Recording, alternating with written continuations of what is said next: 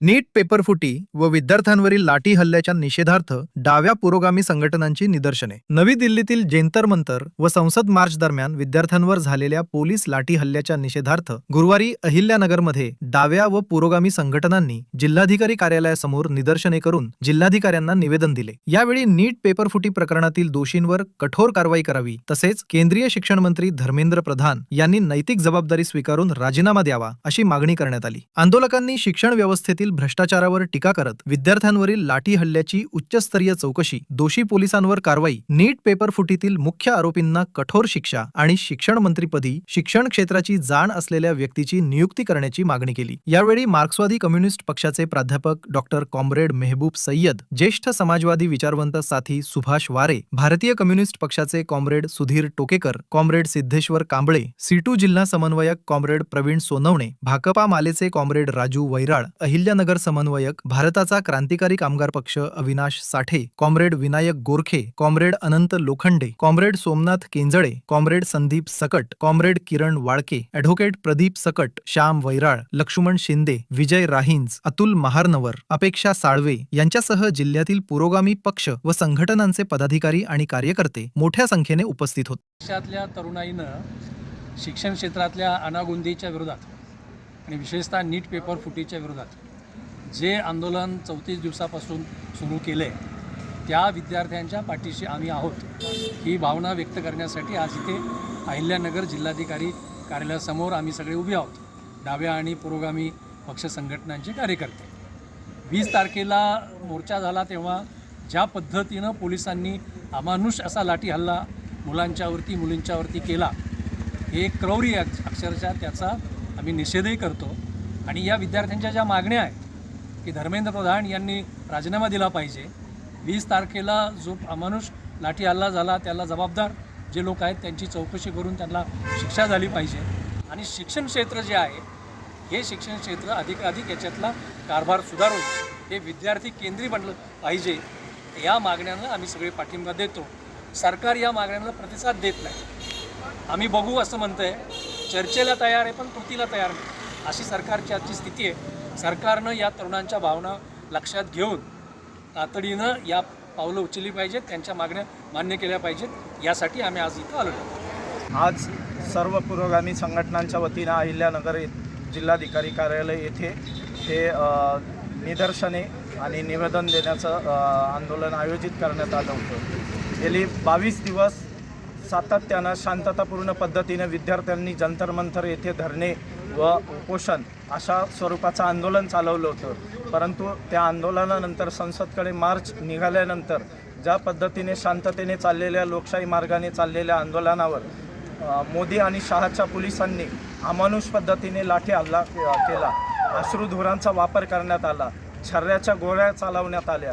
त्या छर्ऱ्याच्या गोळ्यांच्या माध्यमातून 10 ते 11 विद्यार्थी हे अतिशय गंभीररित्या जखमी झाले असून कुणाच्या पार्श्वभागापासून तर चेहऱ्यापर्यंत सर्व ठिकाणी त्यांना छर्ऱ्याच्या गोळ्या घुसलेल्या आहेत. आणि पोलिसांनी त्यांच्या क्रौर्यतेचं तिथं आपलं एकदम स्वरूप उघड करत मारहाण केलेली आहे. सरकार सपशेल अपयशी झालेलं आहे. सरकारनं राजीनामा तर घेतलाच नाही. जे विद्यार्थ्यांनी एक वेळा नाही तर 2 वेळा पेपर लीक होतोय, तर याची जाब विचारण्यासाठी लोकशाही पद्धतीने विद्यार्थी तिथे गेले होते. आणि ह्या विद्यार्थ्यांची फक्त एकच मागणी होती की ही परीक्षा व्यवस्था नीट केली पाहिजे. आणि धर्मेंद्र प्रधान जे की शिक्षण मंत्री, ज्यांची पूर्णस्वी ह्या सगळ्या प्रकाराबाबत जबाबदारी आहे, तर त्या जबाबदार व्यक्तीचा त्यांनी राजीनामा घेतला पाहिजे.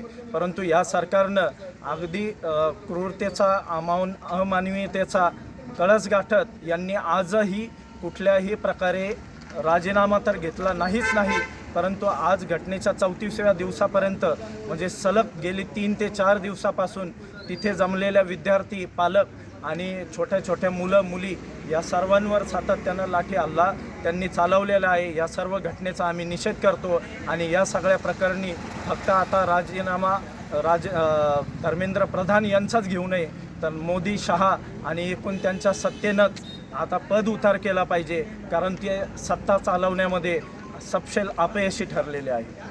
जिल्हाधिकारी कार्यालय अहमदनगर अहिल्यानगर येथे भारतीय कम्युनिस्ट पक्ष, मार्क्सवादी कम्युनिस्ट पक्ष, सर्व विद्यार्थी संघटना आणि डाव्या विचारसरणीचे सर्व पदाधिकारी या ठिकाणी जमून हे जे काही दिल्लीला जंतर मंतरवर लाठी हल्ला झालेला आहे आणि त्याच्यामध्ये जवळजवळ बरेचसे विद्यार्थी जखमी झालेले आहेत.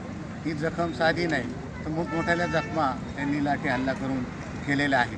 ही जे अमानुषपणा आहे या सरकारचा, खरं म्हणजे कोणतंही सरकार या ठिकाणी आतापर्यंत जे सरकार झालेलं आहे, विद्यार्थ्यांची जी काही चळवळ चाललेली आहे त्या विद्यार्थी चळवळीबरोबर नेत्यांबरोबर या ठिकाणी बोलणी केलेली आहे आणि हा मार्ग सोडवलेला आहे. परंतु हा जो धर्मेंद्र प्रधान आहे, हा धर्मेंद्र प्रधान म्हणजे यांच्या गळ्यातला ताईत आहे.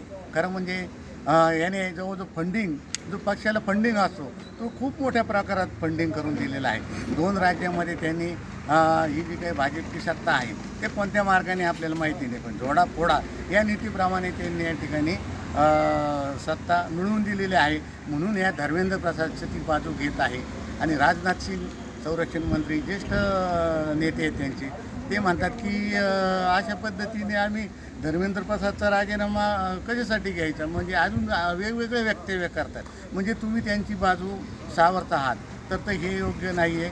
22 विद्यार्थ्यांनी आत्महत्या केलेल्या आहेत. अहो, तुम्ही 50 लाखापासून कोटी कोटी रुपये घेता आणि मग जर अशा प्रकारचे डॉक्टर झाले आणि पेपर फुटून ते कसं काय याला हे करणार आहे, मरीजला ठीक करणार आहेत का? अशा पद्धतीचे नाही करणार. म्हणून हा जो राजीनामा आहे, आत्ता सांगितलं की धर्मेंद्र प्रसादाचाच आहे, या सरकारने पूर्ण राजीनामा द्यावं अशी आम्ही या ठिकाणी मागणी करत आहोत.